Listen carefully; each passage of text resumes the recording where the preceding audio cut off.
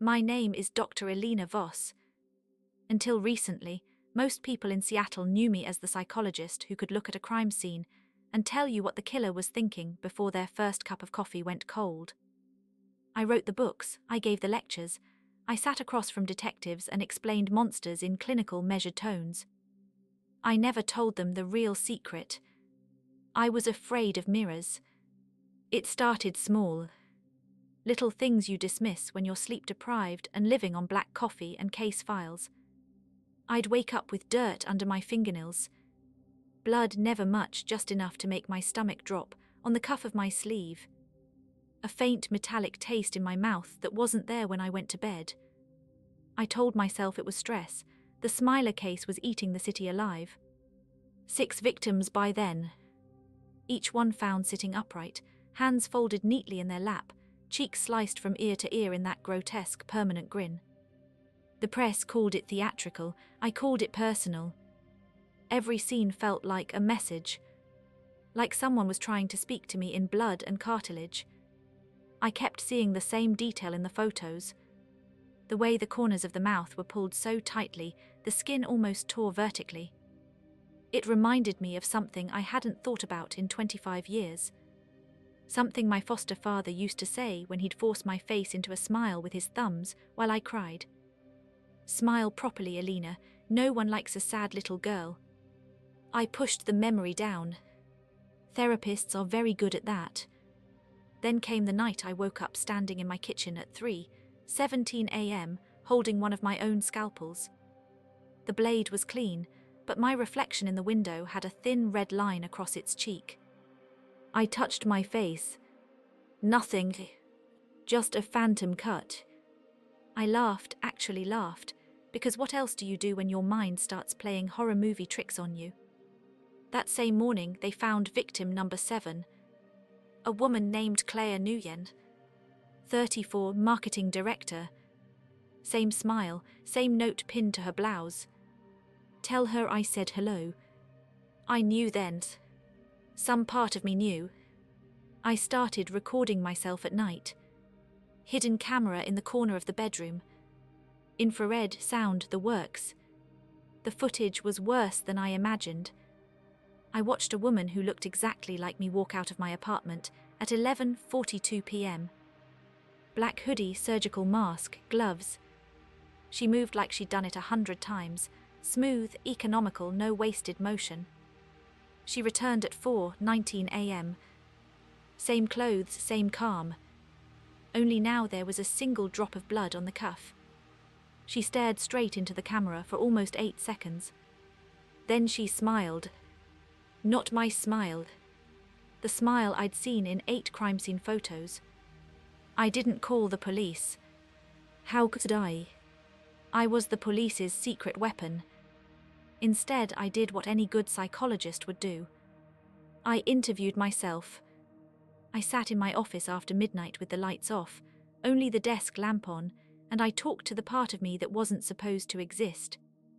I asked questions out loud. I waited. Sometimes the answers came in my own voice, sometimes in a softer, colder version of it. She called herself the other one. She said she'd been waiting since I was 12. She said she was tired of me pretending the past didn't happen. She said the people I was killing deserved it. Not because they were evil. Because they reminded me of him. Investors, business partners, old colleagues of my foster father. People who looked the other way when children disappeared into that house on Rainier Avenue. She told me she was protecting me, that every carved smile was a gift, a reminder that I didn't have to be afraid anymore. I cried the first time she spoke that clearly, not because I was horrified, because part of me, buried so deep I barely recognized it, agreed with her. Detective Marcus Hale was the one who finally caught on.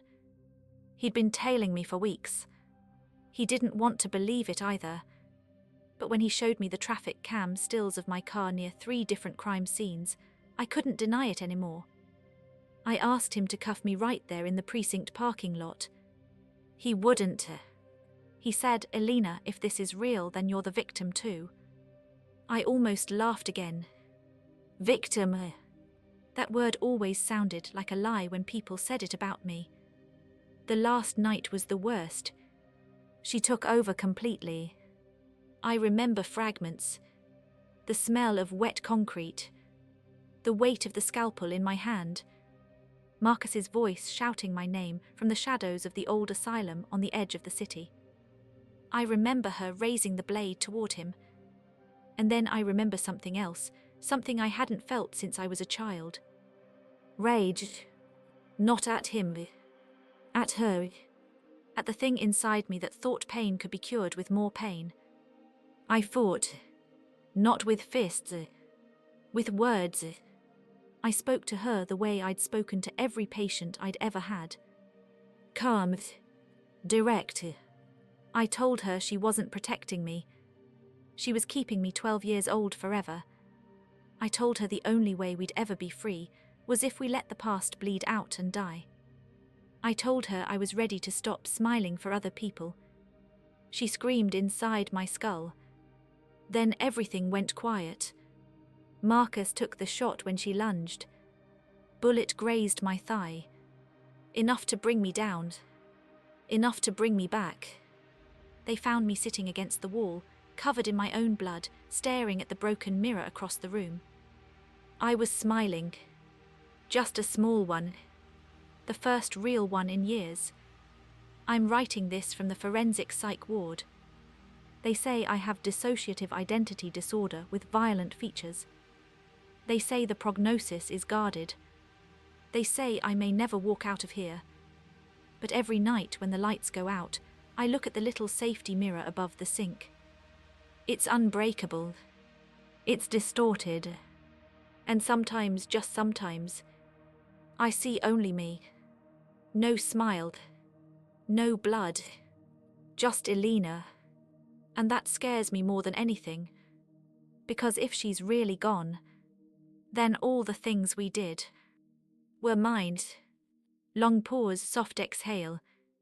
So tell me when you look in the mirror tonight, who's looking back? If that question keeps you awake, you're not alone. Like, subscribe, share your own mirror story in the comments. And whatever you do, don't smile too wide. You never know who's watching.